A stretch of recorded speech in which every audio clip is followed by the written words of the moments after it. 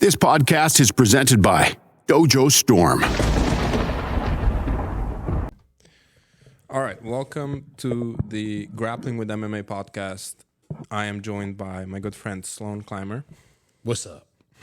So in this podcast, the world is running low on podcasts. We are going to be talking about all things MMA, but in particular, the goal is to give our recaps of the big shows that were happening, because something that happens to us all the time is students ask like, hey, did you see that thing in the fight? And this is a good way to be a little bit more comprehensive about our opinions. One thing that I'll say as well is a mistake that I've made actually is we intend to have a third person joining us here, and that's Andres Brunovskis, also a very articulate grappler and a fan of MMA. And I thought that we only have two mics, but the third one is looking right at me right now. So we'll get him next time. We'll get him involved as well. Mm-hmm. So the plan for the podcast is to go over, obviously, UFC 308, which just happened. Really big card in Abu Dhabi. And we're going to kind of give you our expectations as we were going into it. And obviously, we weren't going into it. We were going to our couch to watch it. And then we'll go over the list of fights that we managed to watch, and then give you our fight of the night, moment of the night, and especially focusing on the grappling. Yeah. But since this is a first podcast, one thing that I would like to do is just give people a little bit of a background as to why we are qualified to talk about this. I mean, we aren't some fat guys in a basement, which seems to be most of MMA media, shots fired. True. But Sloan, give us your background in MMA, please. Well, I started training with my dad when I was about 14, 15 years old, doing a little bit of boxing and jiu-jitsu. And that's also when I started watching UFC fights consistently with him. He would bring buddies over just about every Saturday that there was a UFC on, and they would get the pay-per-view and hang out and watch the UFC, drink beer, and hang out. And I started to take a liking myself, as I got older, and I started to kind of realize what was going on in the fights, and I fell in love with it before too long. And so now I am a black belt in jiu-jitsu and a professional MMA fighter myself. I turned pro earlier this year, so that's been pretty fun. But trained on and off for overall MMA, boxing, kickboxing, jiu-jitsu for 16 years now. So I guess I know a thing or two about it. Yeah, I would agree. I started watching MMA, I think around UFC 80-something. That was about the same. We talked about this before. Yeah. We started watching and getting involved almost at the exact same time, right when Anderson Silva was coming into the mix and starting to really take off. Yeah, I remember. Yeah, that was quite the age. And then I started off with judo, got my black belt. They were changing the rules a lot, so I was very curious, can I actually fight? And that's why I decided to switch over to MMA. And the team where I was training actually did jiu-jitsu as well. So for 3 years, I was training a lot of striking as well and just doing MMA. I went 12-1 as an amateur, but admittedly, it was fighting a lot of people who didn't know how to grapple. So it was kind of the same game plan: take them down and submit them.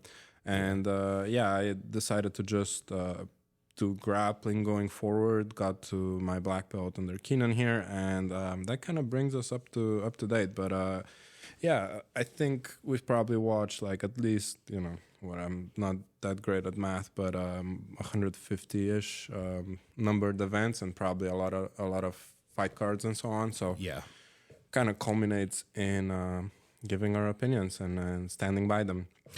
One thing I want to say before we actually get into this, how often how many hours do you think we spend time talking about the fights after the fights?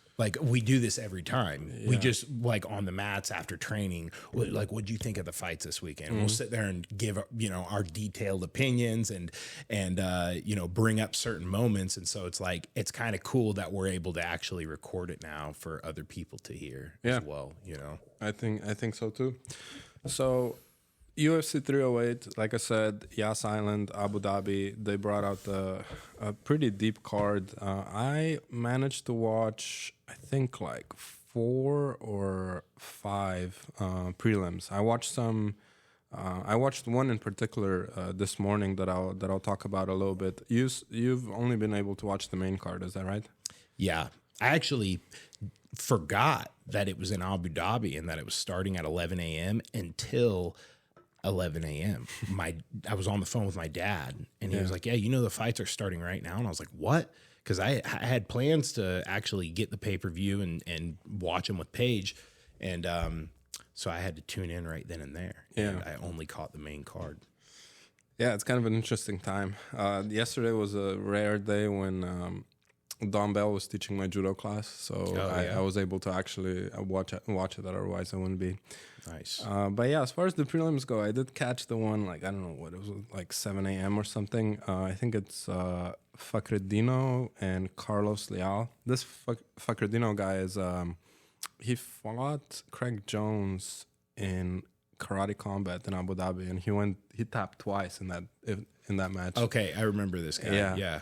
And this guy Carlos, I'm not sure where he's from. I would guess like either Brazil or Portugal, but the commentators all had him winning, and he really seemed like he was doing well.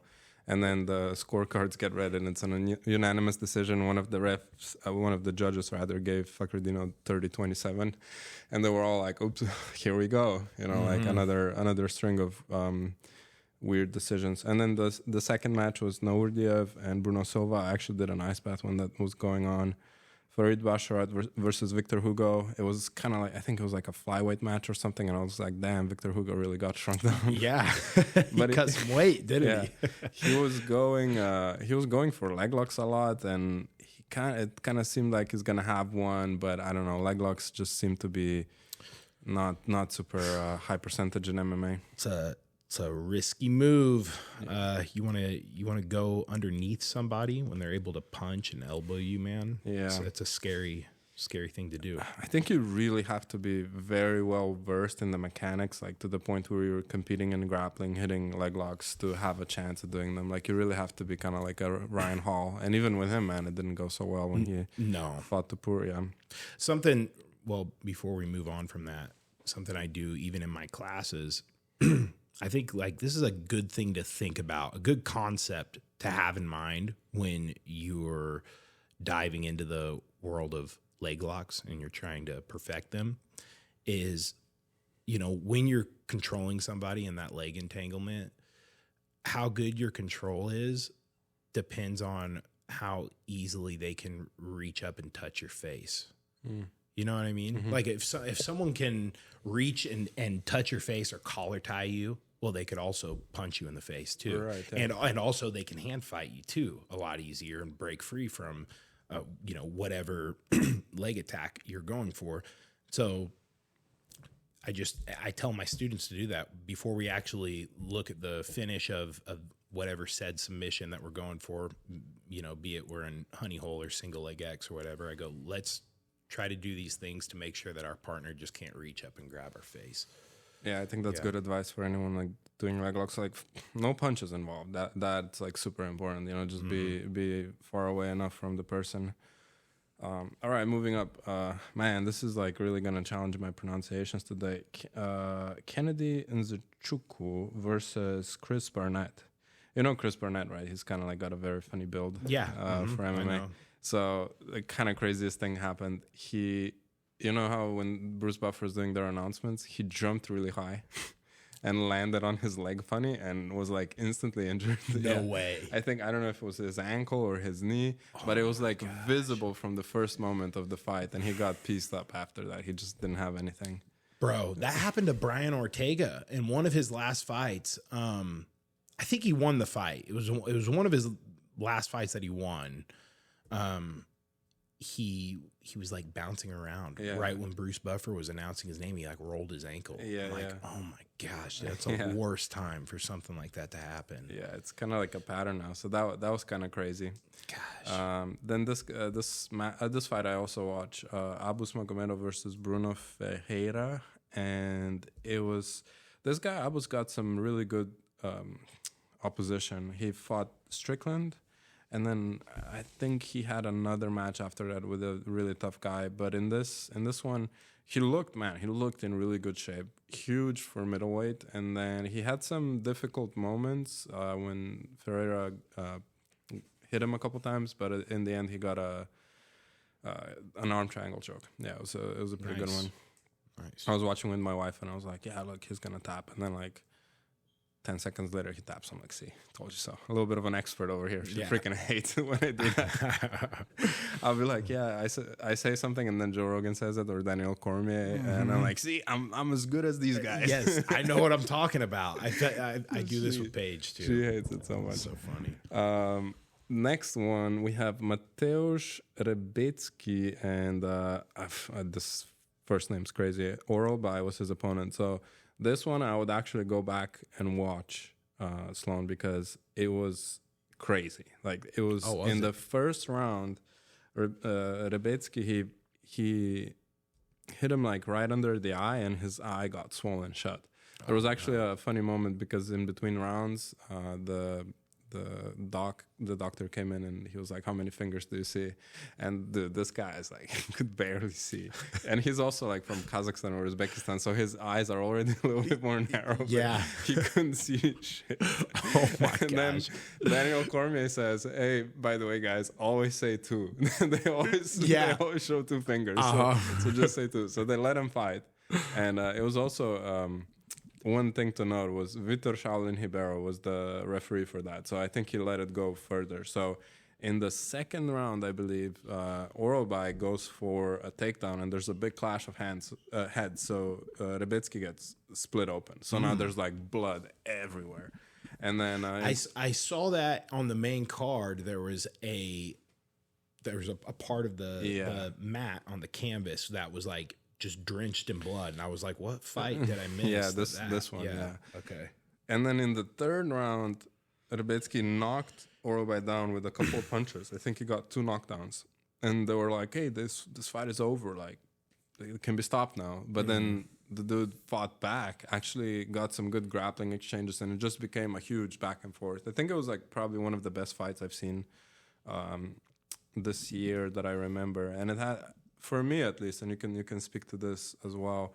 For me, for a fight to be exceptional, it kind of has to have striking, it has to have grappling, it has to have 2 people that are in shape and like capable, and then it also needs to have those swings back and forth. Yeah, you know, good performances can be one-sided, but I think fight of the night type situations have to be competitive. Yes, I agree with that.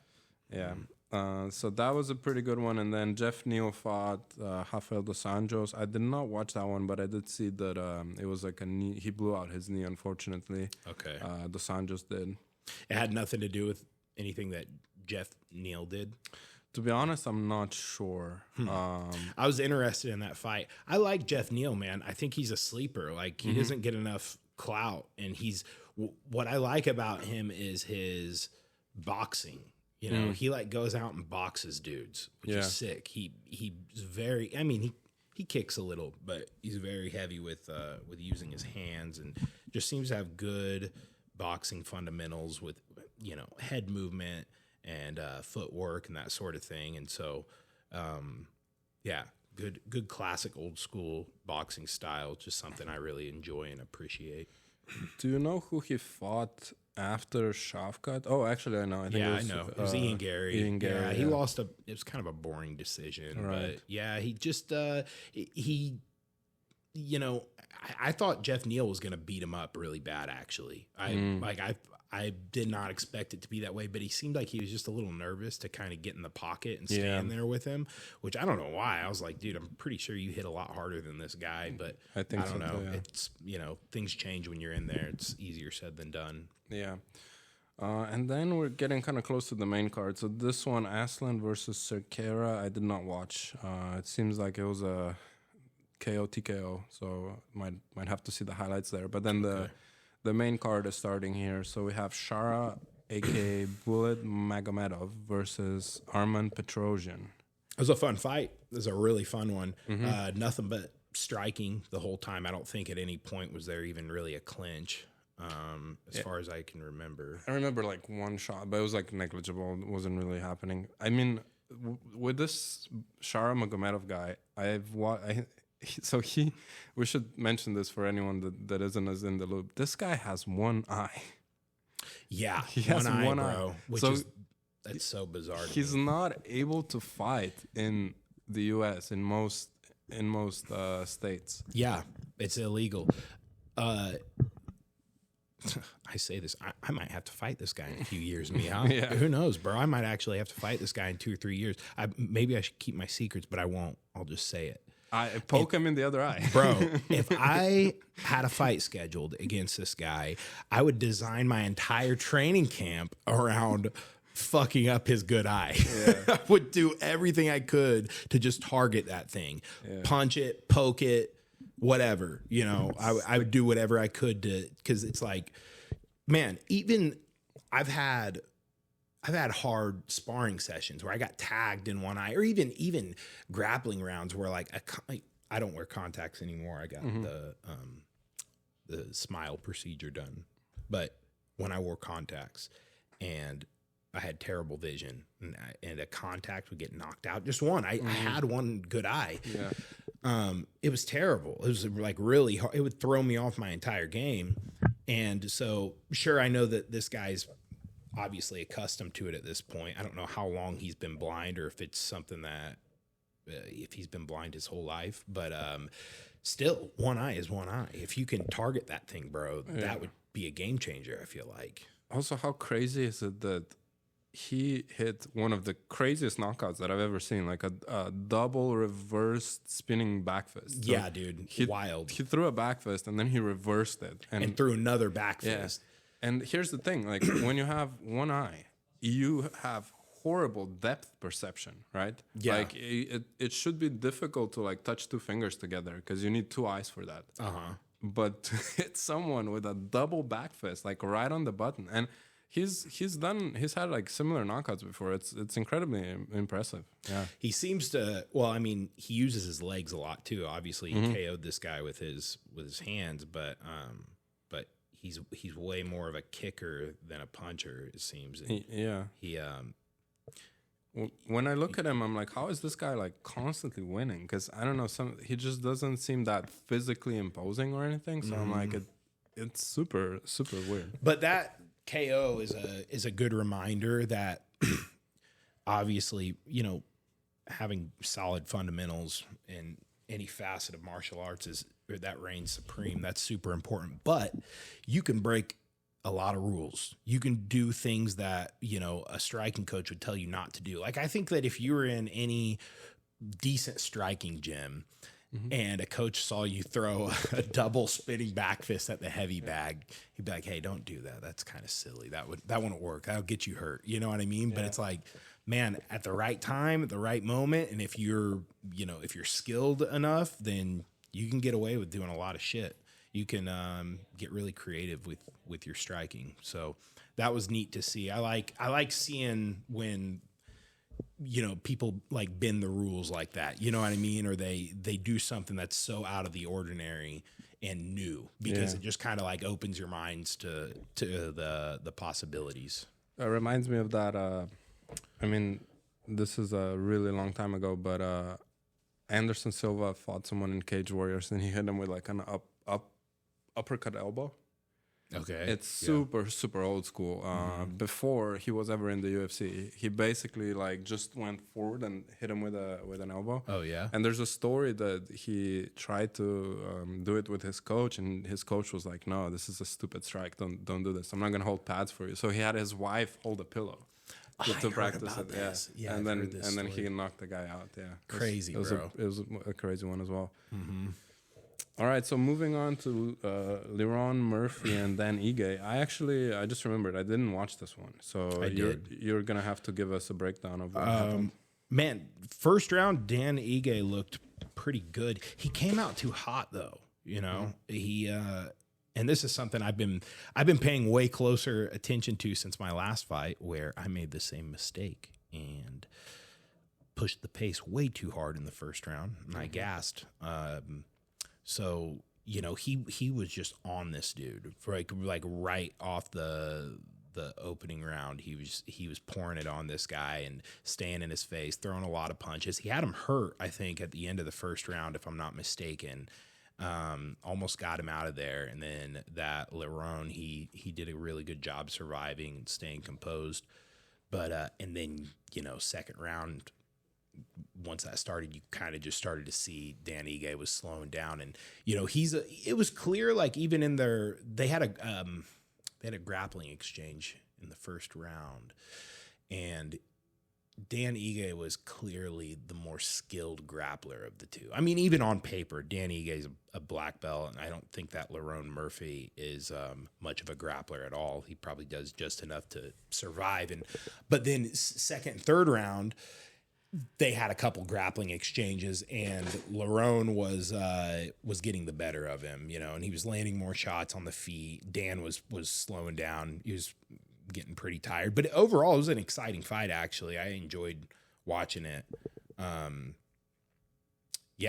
Really good back and forth for sure. But Lerone, he did all the right things, and second and third round he definitely took over and just kind of outpaced him and stayed on him, kept moving.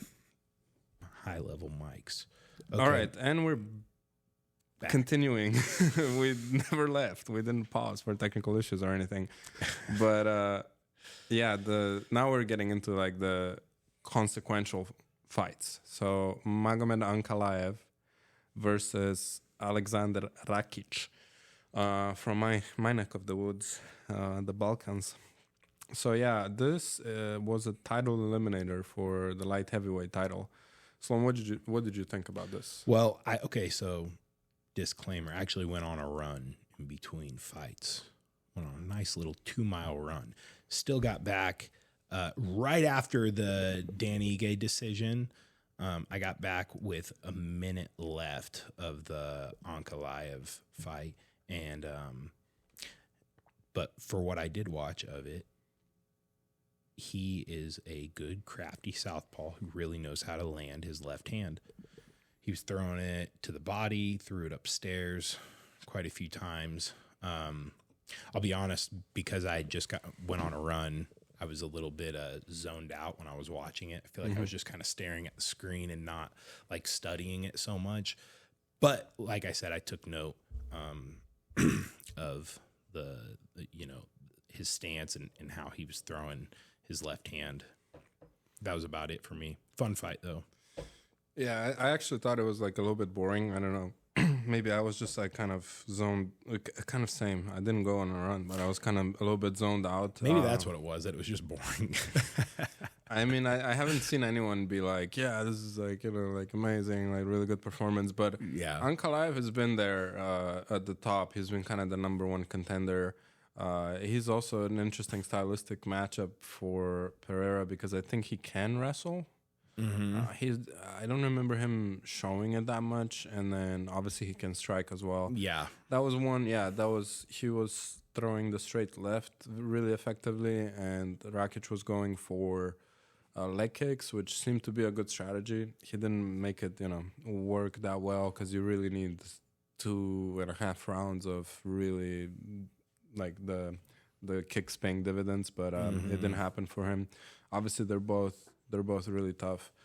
Rakic also said he did this camp in the Bosnian mountains, which is kind of like an interesting choice. I don't know how many good people you can get into the Bosnian mountains. Yeah, to train with you, and I'm sure Ankalaev did his camp in Dagestani mountains or something, so that kind of equaled out.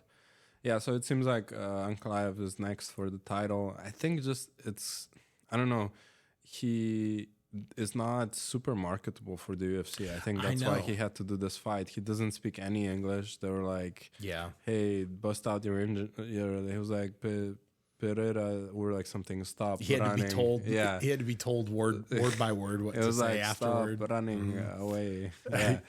I mean, look, Pereira doesn't speak English either, or like I think he might, but he doesn't on camera or anything. There's something about that guy's aura though, and like and his look. Like your look has a lot to do with how marketable you are. You know what I mean? And when you get this like bald, big boned, like super stoic faced guy who's just KOing everyone. Yeah. There's just something, it's like there's something eerie about him, you know? But I think aura is a really good word for him. Yeah. So yeah, he lets his knockout speak for himself, and I mean he fights every like other weekend. It appears at this point. So, dude, he might be the first guy in the UFC to become such a star, to reach that level of stardom, and not able to speak English. I think he's the first guy, right? Can you think of any other star as big as him that couldn't speak English? No, absolutely. I mean, not. there was Anderson Silva. Yeah, true. Yeah, there was Anderson Silva. But then he moved to the US and he started to speak English a little bit better. Yeah, but even, I mean, it was terrible though. Like, I don't think he could ever really speak it. Yeah, I mean, he could probably speak it now pretty well, but I like during his reign and when he was a champ, just KOing everyone.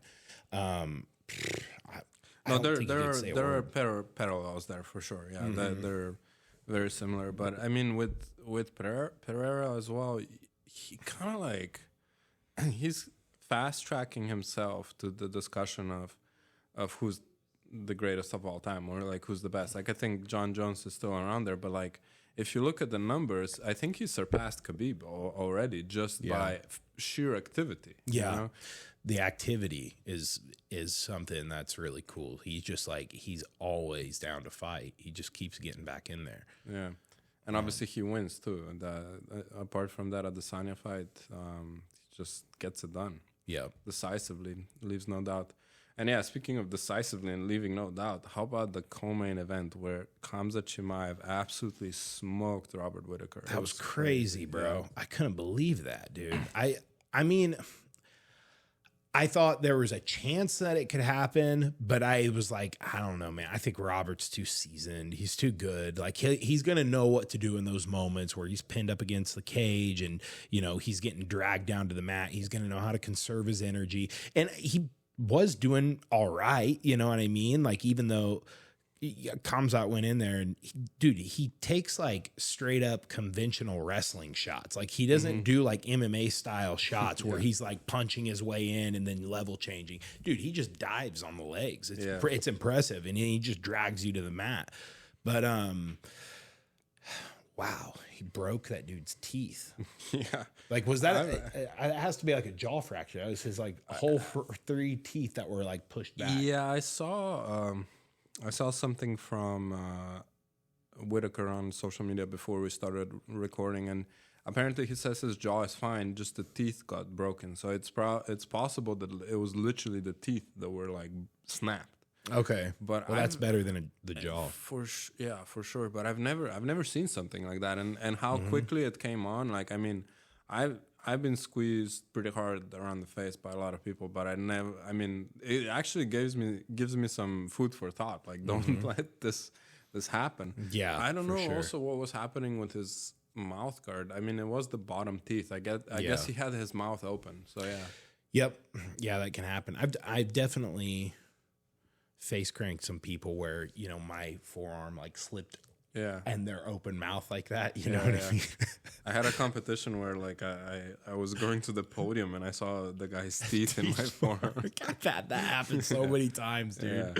But I've never snapped 3 teeth from a former middleweight champion. And look, now, and I've already heard people saying like, "Oh my gosh, he must be so strong. It's so crazy." And I'm not saying like he isn't. I'm sure Khamzat's a very strong guy, but I think it was a freak accident, and I think it was just his wrist bone was probably he probably threw his wrist bone right on the teeth, like right as he cranked it, and it was a 1 in a million chance, you know. Yeah, I will say this is my favorite type of fighter for sure. Is a grappler who takes people down and then progresses position and either beats the shit out of them or submits them. Yeah. I really don't care much for grapplers who take people down and then like lay on top of them with we can tell at this point when someone is trying to progress through positions as a grappler and when someone is purposefully like staying in a position, right? And there's the difference between people will say like, "Oh, this guy's like a wet blanket." There's something where a guy is also genuinely using his weight to tire the person out in order to get a finish later. Yes. And where someone is just hanging on until the end of the round so they can bank a 10-9 and then go again. Yeah, that's always kind of well, it's just a drag to see, you know, when they aren't really trying to progress and look for subs or like I said, like you said, inflicting damage. You know, I want to see a fight. I want to see guys get punched in the face. I want to see someone's teeth get snapped. Yeah, I want to see someone's teeth get broken off. Dude, sorry to interrupt that train of thought, but I just watched this video. I've seen it before. Today it popped up on my YouTube. It's like 3 pacifists watching UFC clips and like some pride stuff. And it's 2 women and a guy. And the guy is like, he goes in a pacifist and he comes out a fan. So like the women are seeing like crazy knockouts and stuff and they're like crying and like, how is this happening? And the guy's like super intrigued. He's like, oh, this is interesting. He's like laughing at stuff. For sure, he went home, he bought a bunch of pay-per-views and stuff like that. Yeah. It was so funny. Like we do like to see violence. Like, dude, I'm not afraid to say it. It's in human nature, bro. Listen, I actually, oddly enough, don't mind the nickname, but lately I've been studying a lot on Neanderthals and and Homo sapiens, and well, especially for Neanderthals, dude, violence was such a normal part of their day-to-day lives. Like, I mean, there's been obviously several fossils of Neanderthal skeletons that have been found over the years, and almost all of them are like fucked up from like, and they say it's like either from fighting like animals like bears, saber-tooth, fighting other Neanderthals. Like there's like stab wounds in some of them, so they're like, oh, this isn't from the tooth of a saber-tooth tiger or a bear or something. This is like someone stabbed this guy, you know. But it's so common amongst all of them. Some of them have like skull fractures where it's like it's clear that they got hit by like a club with some, like it was another human that did it to them. And but it just brings it back to what we really are. Like we've obviously grown into, you know, this civilized culture where we have houses and you know, there's laws and rules, but and microplastics in our blood decreasing our testosterone levels. Yes, that societally. Too.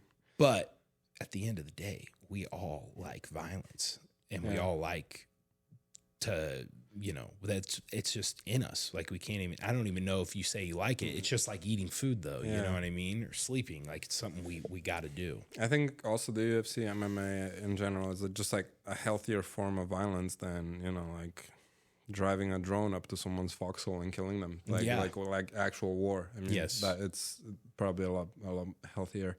100%. But yeah, I mean, Chimaev's going to be interesting going forward. I mean, look, this might be controversial, but I'm like, just fast track him in front of Strickland. Strickland already fought Duplessis, and he's supposedly next in line. And I personally want to see Chimaev versus him more than seeing a Strickland rematch, even though I like Strickland's style as well. What do you think about that? Yeah, I would like to see. Well, I mean, I like what I want. I want to see him fight Strickland. Oh, Chimaev versus Strickland. Yeah, that'd be interesting. That'd be fun to watch. But also, yeah, I would really like to see him fight Duplessis more than I would like to see Strickland fight Duplessis, just because I like to see new fights. You know what I mean? And I don't know how much different a Strickland Duplessis fight, a second fight would be from their first one. It was a good fight. Don't get me wrong. I personally liked it, think it would be the same, honestly. I think it would be the same too. But Chimaev just, he changes everything. It's like, can Duplessis keep him off of him? If he shows up. So Chimaev had a string of not showing up, right, to matches. So that's something that this type of performance will make people forget that you crypto scammed a bunch of your fans and that you didn't show up for a bunch of matches. For sure. You rug pulled a bunch of bros on Instagram and stuff. Yeah. But if they, before we move on, I think that if he and Dreykus do fight, if Dreykus can just survive the first round, I think he'll beat him up.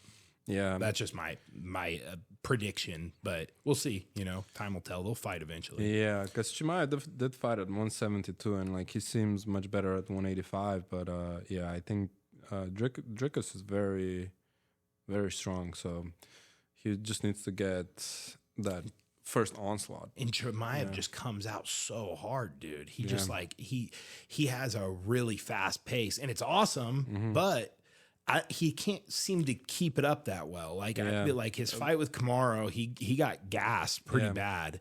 Burns as well became Burns too. Yeah, it was very competitive. And like, you know, his fight, I mean, all of his fights, he just comes out super hard. And like, you know, his fight with Kevin Holland, it's like, dude, he just went after him, like did not pace himself at all. Yeah, which is the move, kind of. Yeah, I mean, it was obviously it worked out perfect then, but it's like you can't do that with everyone. And I don't know. I think, pace is a big thing, dude. Again, this is something that I'm learning about now. And so I pay close attention to that. Like he came out really hard against Robert Whitaker. What if Robert survived that first round and didn't get his teeth broken? Then what? You know, maybe it would have been an entirely different fight. Yeah. Yeah, I think also if Chimaev keeps going like this and like has these types of performances, I've seen some people say that Bo Nickel is the great hope after that. I think the striking difference there is pretty significant, but I think that would be an interesting one too, because you're not like you may beat Bo Nickel, but you're not really gonna out wrestle him. I think unless he's like rocked or completely gassed. So that would be an interesting one as well. But yeah, man, the main event. We didn't actually get so we kind of forgot to give our thoughts like going in. What were you thinking going into this event? Like what was gonna happen in the main event? I didn't know. Just because Ilia is known for knocking dudes out. He's obviously a really hard hitter for a 145er. But Max Holloway in previous years has always shown to have an iron chin. And I don't even know if I've ever seen him get wobbled in the past. He got a little wobbled by Gaethje in like the third round. I think he got clipped, you know. But other than that, it was a one-sided fight. He was kicking Gaethje's ass from start to finish. But I was like, I don't know if Ilia can actually put this guy away, and if he can't, and Max survives past like round 2 or 3, I'm thinking, you know, it's gonna be Max's fight. He's gonna beat this guy up, but he didn't survive. Yeah, going in, I mean, I like Max a lot. I really respect Topuria as a fighter, but he's like I think it's pretty objectively less likable unless you're, I don't know, like Spanish or Georgian.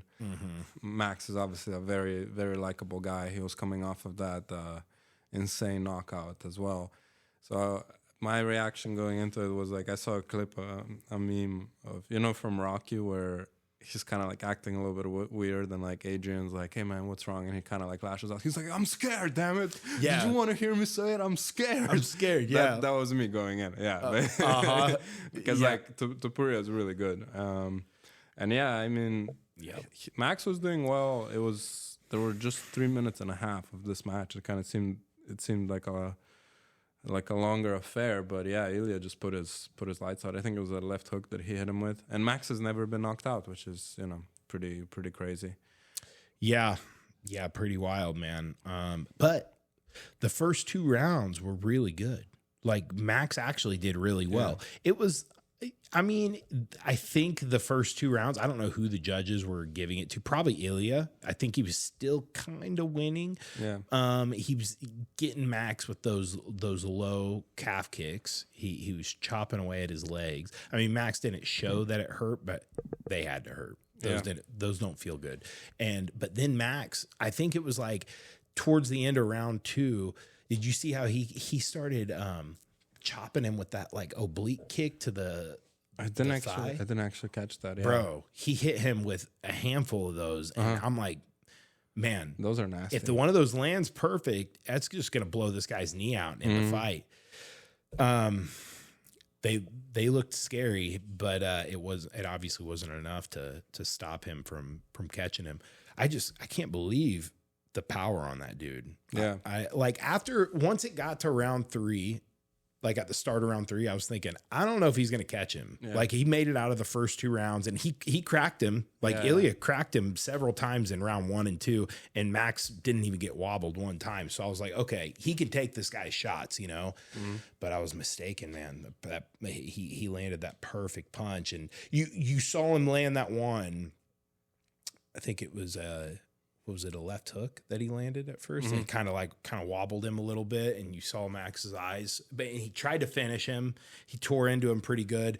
Max survived. He circled out. You know, he gained his composure, and then he just stepped in the pocket and clipped him again with a right hand. I kind of gassed at myself looking at this score sheet here. I saw like round 1 where it was like round 3. I was like, there had to be more rounds. Oh yeah. I was just looking at it wrong, 3. But yeah. Ilia won both of those rounds, right? Like the first two. I think he won the first 2 rounds, but they were close, dude. Yeah. They were close rounds. Like Max was doing really well. He was cracking him with his jab. He kept stepping down the middle and just piecing him up with his jab. He landed some good shots. And then, like I said, you know, that little side kick, that oblique kick that he started implementing in second round,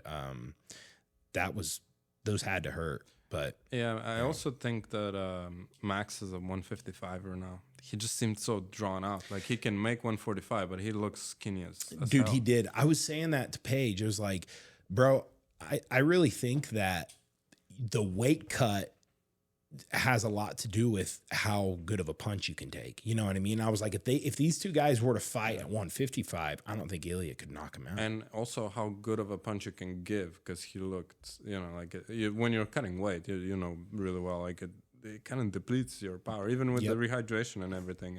You still feel sapped. It's not the same. Yeah. To me, Ilia looks like McGregor 2.0. Yeah. He's got the power. He's got better offensive grappling, because I think Conor doesn't get enough credit for grappling overall. I think his defensive grappling is pretty good. Oh yeah, if he's not fighting Khabib. But even then, if you rewatch that fight, I rewatched it the other day. Yeah. He was actually doing pretty well. Round 1, dude. If you want some, you know, something to study as far as like single leg defense goes, or just overall takedown defense, watch like the first 3 minutes of Conor versus Khabib, because he did everything perfect to not get taken down. The way he was just stuffing his head, the way he was reaching around to the far corner on Khabib's leg, and man, he did everything right. But Khabib just was so persistent. He just did not stop, and he eventually got him down. And it was impressive that Conor, like, he really wasn't scared to grapple him. You know, he didn't buy into it at all. He was, I think people don't give him enough credit there. But I think Ilia he's like even better in just straight grappling. So I think the Volkanovski fight appears to be next. I mean, I don't see that going any differently, to be honest. I mean, as much as we love Volkanovski, I think it's gonna kind of go pretty similar. I think so too, man. How old is Volkanovski now? He's like 36, I think. 36. Yeah. I mean, it's not super old, but like the momentum feels, you know, because he's lost like two in a row now, 3 in a row. I don't even want to totally count the first fight against Makhachev. I personally think there's a strong claim that he won that one. Yeah, it was a very close fight. Then he lost. He got knocked out twice, so now he's taking time off, which is good. But yeah, this one's gonna be a difficult one for him for sure. Yep, I agree. It would be interesting to do it. A bunch of people talked about this, but like in Spain, right? You've got these massive stadiums, like 80,000 people can pile into one. There's one in Madrid that's called Santiago Bernabeu. That's where Real Madrid plays. And then there's one in Barcelona. But yeah, that if they do that would be kind of crazy. Yeah, that would be but really I think cool. Dana doesn't like stadiums, he said. He prefers arenas. And why is that? What?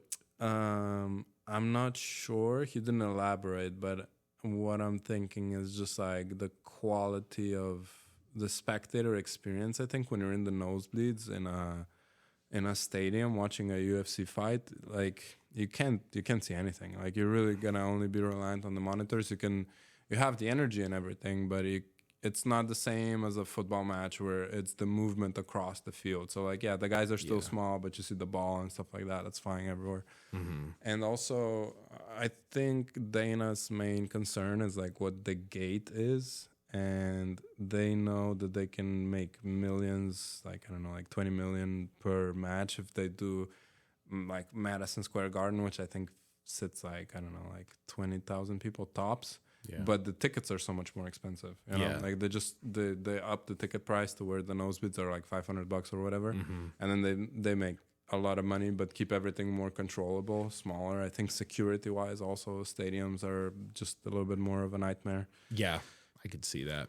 But yeah, I mean, if I got a time machine, I would go back to the Saitama Super Arena and watch Pride there. Oh yeah, yeah, that would be kind of crazy. Gosh, dude, that's where I want to go. That would be incredible. The shows that they put on. So, what do we have coming up? You've got your phone over there. Could you pull up what UFC 309 is going to be? Yeah, let's take a look. At least the main card. See what's going on. Oh, dude, it's going to be John Jones, right? I think so. November 16th. I think you're right. Let's just verify this. Okay. Well, there is a fight night next weekend. Brandon Moreno is fighting Amir Albazi.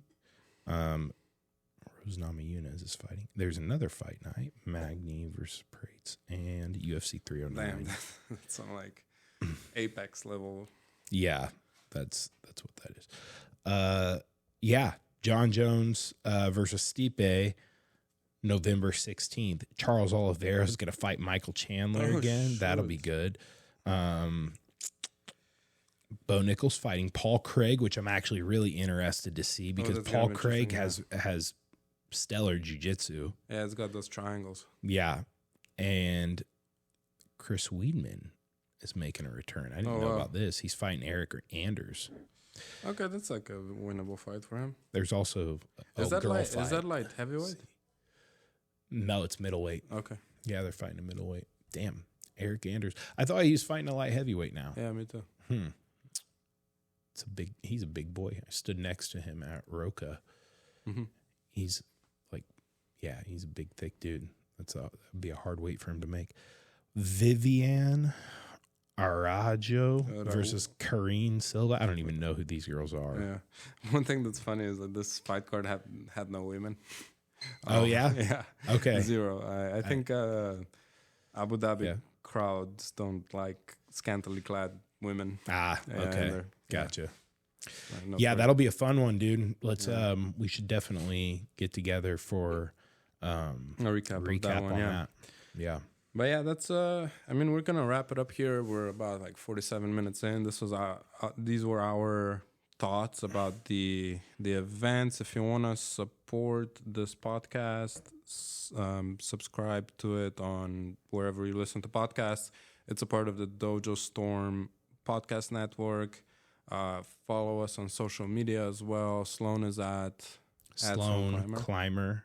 Yep, at Sloan Clymer. Yeah, I'm at Miha JJ, Miha JJ. Follow Legion on social media, and also buy my book, Modern Submission Grappling and Nogi Jiu-Jitsu Manual, available on Amazon. I think it's sold close to 5,000, if not over 5,000 copies, so make sure to get yours. Sloan, how can people support you if they want to? Watch my next fight, Lights Out, Long Beach, December 7th, I believe. That's cool. We can do a breakdown or like mention it in the next episode as well. Yeah, this will be my third professional fight, and let's see, what else could you do? Yeah, follow me on Instagram. Check me out. They post technique vids and stuff. I don't really personally post a lot on there, but if you want to get a hold of me, that's where you can find me. All right. This is the pilot episode of Grappling with MMA. We'll see you in the next one. All right.